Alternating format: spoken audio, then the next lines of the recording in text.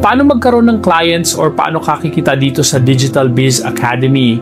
First, recommend clients. Sila yung mga K-System K, Family K, Kapitbahay K, Kawork K, Classmate K, Barkada.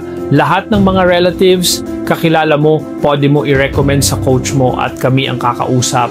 Second, maximizing company's products. Magkakaroon ka ng free products na health and wellness products, beauty products, slimming products, soap beverages.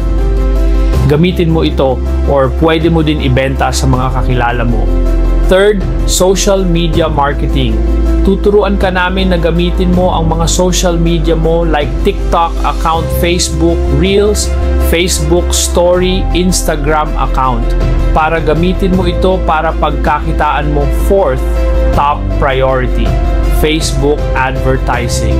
Kung saan hindi ka na mag-i-invite, magre-recruit or bebenta ng products per babayaran natin si Meta Ads para siya na maghanap ng mga tao na mag-join sa business natin.